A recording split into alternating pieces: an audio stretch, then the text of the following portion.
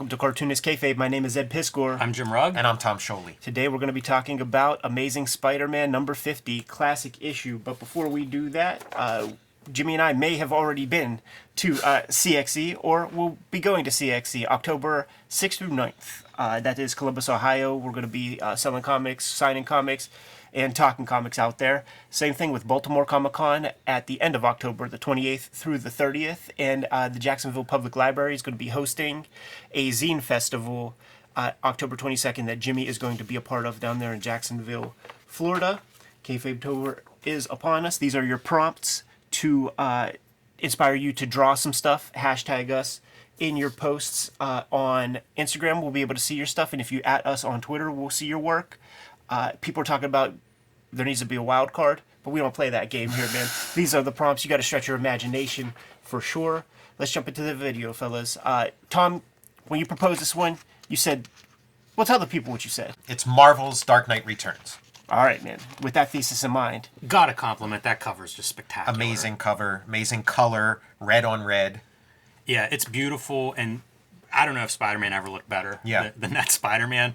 It's cool. Romita Sr. is such an interesting artist because he defines so much of what my childhood memory of all these characters are. And so to get like a book drawn by him, it does feel like the real version of these characters. Yeah, in a weird way. This is the center. This is like the center of the Marvel aesthetic. This is Stuff came before, but this is where it got polished to what we know it to be. This is your poster. This is your underoos. This is your pajama shirt that you had as a little kid. At the end of the cartoons, when they would show a Spider-Man, like this is the Spider-Man, there is a large segment of the viewership who are like Ditko, like who were there, you know, for 3 years of Ditko. And when this comes along, they're like, okay, I'm going to pump the brakes now. But for another segment of that audience who was from around that same period, they were on board with this till that Death of Gwen Stacy. And that's all John Romita. Is this the Taschen collection that came out recently? I haven't seen it in person. This is Folio edition. I haven't seen the Taschen one. Boy, this is I like this collection a lot with the blue edges of the pages and stuff. Very nice looking book. Color blocking. Now with this story, you get the sort of action out of the way early. You do. It's like James Bond or something. One of the things that's noteworthy about the story for me is that a lot of time transpires in this issue. There's a arc of time that could be maybe a year's worth of time. A lot of things happen here, and you just don't see that. Like, it's a very smoothly paced comic typically, like the way Stan Lee writes. It's moment to moment rather than like month to month even or something like this.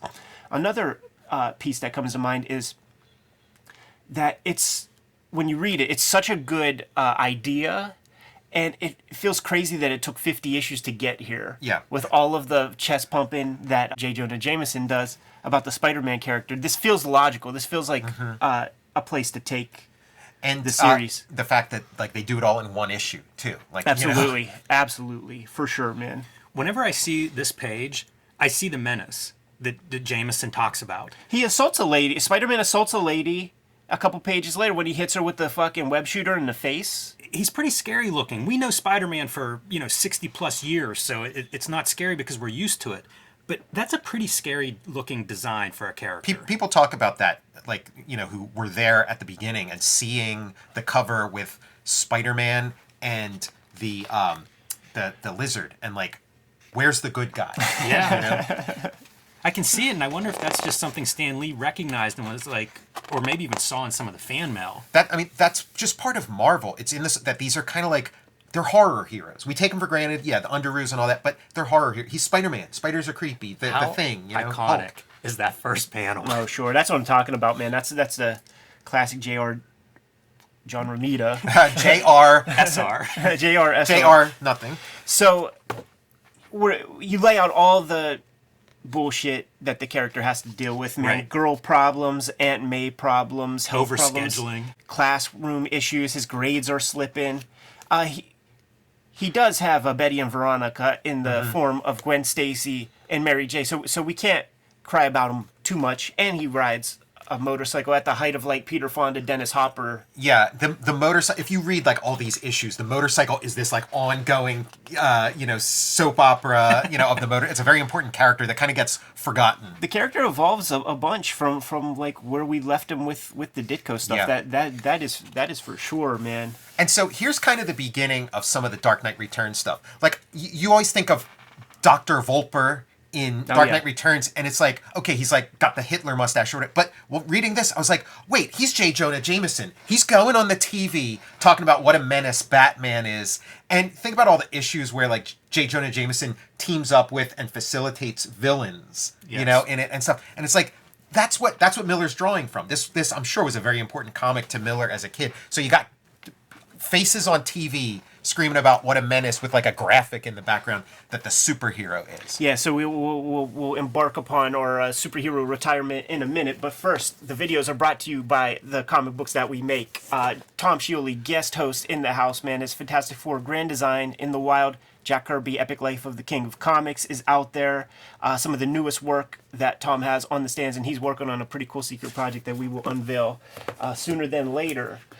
Jimmy has Hulk Grand Design Monster and Madness on the stands right now today, and it's going to get that Treasury Edition treatment in early 2023.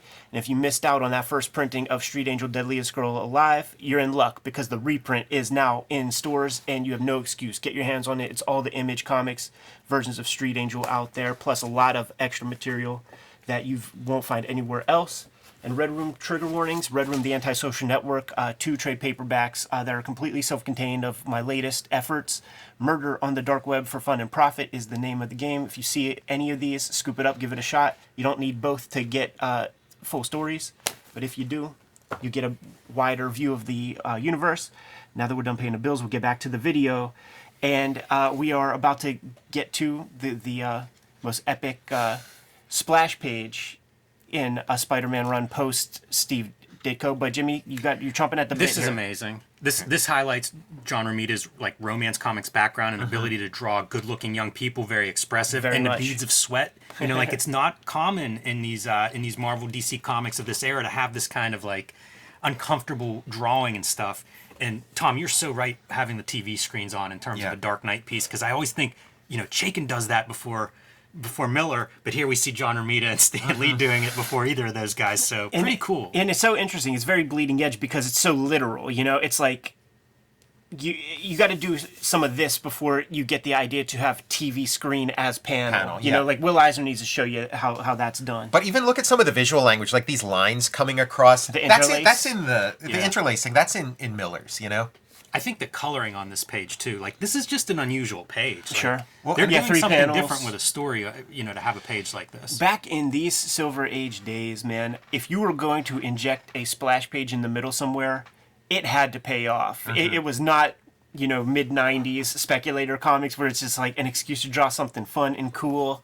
It's like you have to earn that page. And you think about the great Steve Ditko sequence, pushing the machinery off of... So here we go. And it's a non-action scene. Like, it's very, very important story-wise, and it's a very striking image. But, your mind would naturally go to, like, oh, it'll be a scene of somebody... Like, we saw that in the Ditko annual, where every splash is, like, Spider-Man punching somebody. Right. Yeah. But this is Spider-Man hanging it up in the rain, in sort of like an Eisnerian rain, like Miller's Batman. And even with Parker facing away from the camera, an unusual choice. Absolutely, man. Yeah. Like, because like the salesmanship this is more important than him just going, oh, I'm so sad. It's like, this says everything. Totally. You don't need that facial expression. In the garbage. Great color. Great color. Hot yellow on our guy there.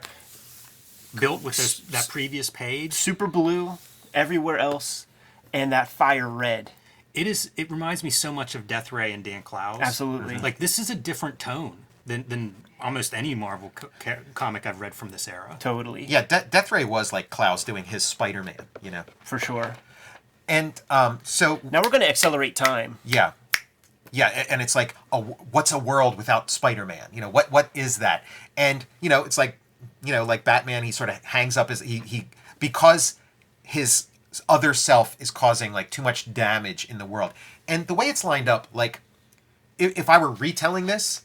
Instead, like, it's him watching TV where he finally decides to give up. I think it should be the reverse. I think it should be the TV, and then finding out that Aunt May's been suffering because he's like, make it personal, make the stakes personal before he hangs it up. Yeah, because it almost, this could be a tantrum. You Yeah. know, like we seen him go through the stuff that he's gone through 50 issues. And then the last straw is somebody cutting promos on him, and he's like, fine, I just won't be Spider-Man anymore. But you're right, if you flipped it around and you get the TV stuff and he's like laughs that off, but then he has a real life issue, then that does increase the power of that for sure. This is a great Stan Lee-ism. The little kid that brings in the Spider-Man, and Jameson's so excited, man. He's a kid at Christmas, and he's like, you do deserve a reward, kid. Give him a free copy of the Daily Bugle. Boy's like, that's a reward. And then the caption even, alas, we will never know whether our disillusioned youngster ever took his free copy or not. Kind of a montage sequence, man, of the bifurcation of the crowd. And what they think on Spider-Man being through. Dude, this paper's so chunky that like I keep like... Right, thinking there's something in between. So then here's another piece of Dark Knight Returns. He goes on the Johnny Carson show. This is the current show of the day. In Dark Knight, he goes on the David Letterman shows. But he goes on there with the costume. Ed McMahon is modeling it. There's Johnny with dark hair. And you got your magazine... Yeah, I don't know what show that's supposed to be. Like, I'm sure there's some. I think it's probably like that, like that Mike Wallace joint. Like 2020 used to be. There's like a great like Rod Serling, Mike Wallace talk promoting Twilight Zone that was sort of like this dude sitting around smoking.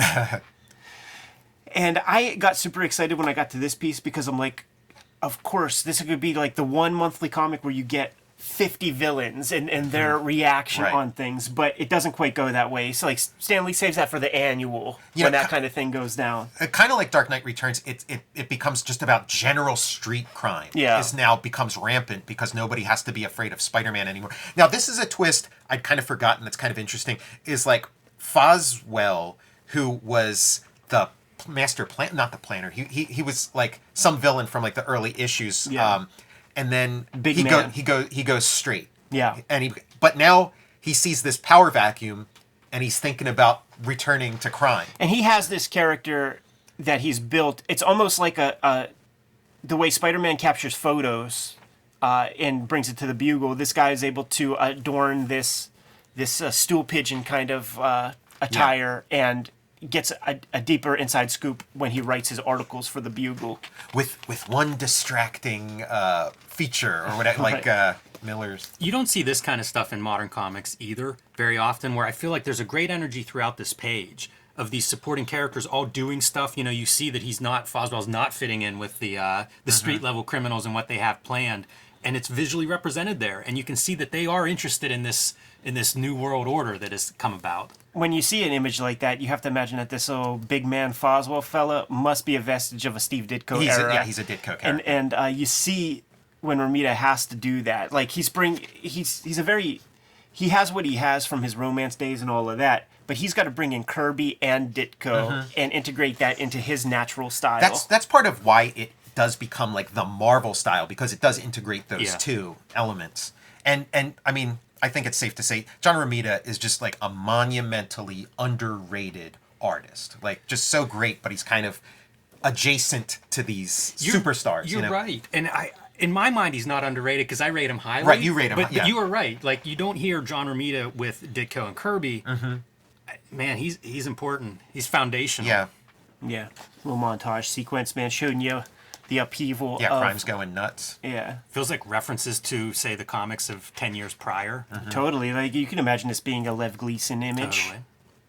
And Kingpin looks good. It's a different Kingpin than what we would get years later. But man, I love those big chunky hands. Absolutely. And this is like what Kingpin was before Miller got hold of it. There's that famous thing that he says about John Byrne told him to just light him differently. Like, you start off with the Romita Kingpin, and then when he lights his stogie, it is now a Miller character. Yeah. All the Gwen Stacy, Peter Parker stuff is beautiful. I can see how fans of the day would have just been in love with her. And then leave comics fandom when she dies. Yeah. Look at the two broads, man, that Pete has to decide on and stuff. Both classy chicks, super fly. All those motorcycle panels I love. He wears that sweater. It's not on this page, but we've seen it in a couple different scenes already of like that crosshatch sweater. Yeah, it's like a mohair. You know, Yeah. it's like the way that that John Byrne would do the Wolverine chest hair when he would ink it. That's right. And here's where he's like refusing the call to adventure. You know, Yes. when Batman's like here seeing the news reports and he's got to switch the channel. You know, Yeah, and he almost does it. It'd be like somebody that's Muscle lost memory. a limb. Yeah. Vern Gagne at the end, man, in Oh, the man. old folks home. Now- With the body slam a guy. for like Miller, like with Dark Knight, it's almost like a tried and true thing now to like Marvelize DC. If you want to make DC cool, give it some Marvel, and he does it. Like his Batman is the Captain America man out of time. You know, he's got all these Marvel elements that he brings to these sort of like stodgy DC elements.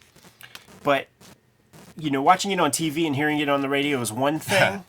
When you see some actual stuff going down, he can't refuse that. There's too much. He has too much baggage associated with that. And that's like the roughest part of Spider-Man 2, which kind of does this, the Spider-Man movie part 2 that kind of does this story, is there's like a scene where Peter Parker does. He hears a guy getting beat up in an alley and just keeps walking, and it's like, youch, you know? But yeah, this is a Marvel comic, so he you know, anti-hero only goes so far. I read this in the Essential. I don't have a color reprint. And I had to just imagine that this would be colored properly, like Yeah. subduing him in the shadows, because he's doing the work. I mean, he even has a red shirt on and blue pants, Huh. and is just talking about, okay, the two hoods, they don't notice me, and the good guy, his face is turned away.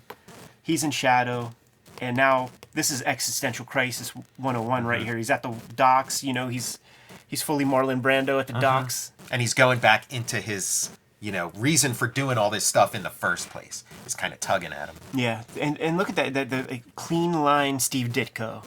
You know, he's looking at his Amazing Fantasy 15s Yeah. and shit to like figure out how to draw this Uncle Ben. Yeah, always nice to get the reiteration of the origin. There it is, dude. Straight Lichtenstein. Lichtenstein would make $5 billion on an image like that. The other element here that I think Miller kind of took from it's not in this particular issue, but at this time when you had Captain Stacy, Yeah. and you like don't know if he knows that Peter Parker is Spider-Man or not, and that's like the tension. And then you find when he dies, you find out that he did know the whole time. That's kind of like how Miller handles Commissioner Gordon. You know, where it's like, does he know that he's Batman or not? You know, in year one particularly. That is such a great panel again of like this menacing Yeah. figure coming down from the top and parting shadows. It's wonderful. And this is very Ditko-esque, this pose, this leg, and something that you'd see in Frank Miller, and it makes me wonder, Yeah. like, where I always associate it with Ditko, but who knows? Maybe Well, part of he's bringing that in. referencing a lot of the images from Amazing Fantasy 15. You could probably find like a gawky version of this panel and like that. I'm ready panel. to draw the little dot eyes The in dot there eyes, from, yeah. Yeah, exactly. totally. And Totally. even this, that might even be the punch. It's around this era where Stan Lee like really has his formula down, where tie something up and you gotta keep the gravy train rolling, man. Yeah, so like the Foswell story is like still going, and I don't know how it resolved, because I always thought of Foswell as like a good guy, so I don't know if they kind of he ends up being good in the end or what. But Yeah. And as you can imagine, the way our story ends, got your impact shot. Spidey is back to Spidey. We are back to status quo. It's what you got to do in this old era of comics.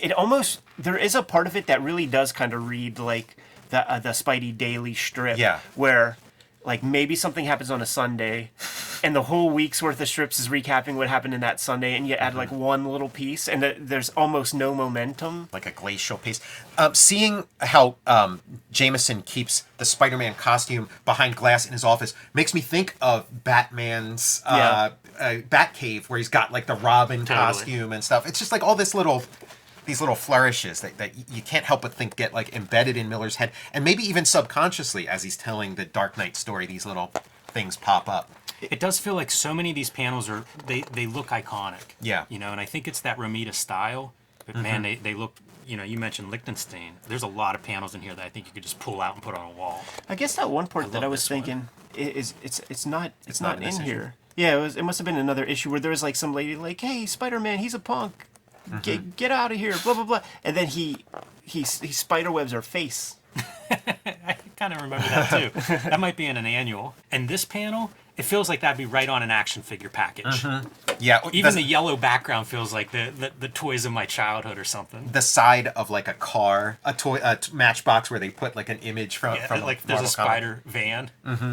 Like the other thing, talking about like Ditko and stuff, it's like Ditko has all this great stuff. What's his weakness? The people look kind of weird. If you want like a beautiful girl, you're not going to get that. If you want a handsome guy, you're not going to get that so it's like, wow, it's Ditko but with like good-looking people. Sure. Like there's a winning formula right there. Yeah, and it's the same thing with Kirby. Same with Kirby, exactly. Yeah, smooth off some of those rough edges. You got a commercial. You got thing. you got a sexy guy, man. We'll have to do more stuff out of this Folio edition. It's got some key comics. Yeah, like, some we nice could stuff. go right into Steranko, please, man. We got to do that stuff. But let's get the heck out of here. You good? You good? That's a Jimmy? nice book. Like I said, first time seeing it, it's a really beautiful. Even the cover, I like the texture. Yeah, and stuff. it's Very got nice. a big box it's the Silver Age, so it has this big silver box that it comes in, and then it came with like a little Fantastic Four #1 replica. I just bought a facsimile copy. You know, like with the silver border Marvel reprint of Fantastic Four 5, first appearance of Doctor Doom, Yeah. and in the letters page, there's a Roy Thomas, letter, yeah. Yeah,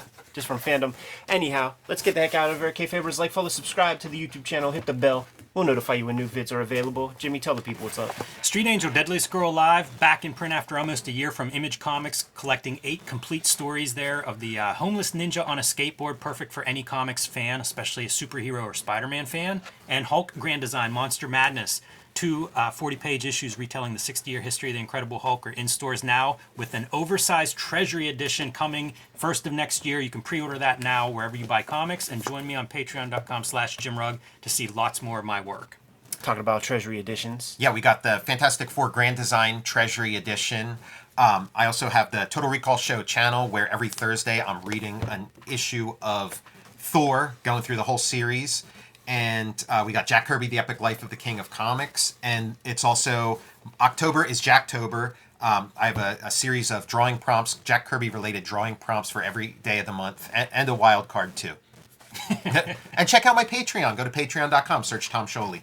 There should be Spider-Man, since it's Jacktober, you know, the Spider-Man. Thwip. Red Room, the Antisocial Network, and Red Room Trigger Warnings. Murder on the Dark Web for Fun and Profit is the name of the game, and both of these collections completely self-contained. They each contain 4 full stories. If you see one of these books in the wild, scoop it up no matter which one. If you dig it, grab the other. You could go to my Patreon today. For $3, you get the archive, which is all of this material, plus the stuff that is going to come out in 2023. Is being serialized right now. $3, can't beat it. More than 300 pages worth of stuff. What else do we have out there, Jimmy? Subscribe to the Cartoonist Kayfabe newsletter at the links below this video. You can also find Cartoonist Kayfabe t-shirts, merchandise, fanny packs at the links below this video. Another great way to support the Cartoonist Kayfabe channel. Given those marching orders, Jimmy, we'll be on our way. Read more comics.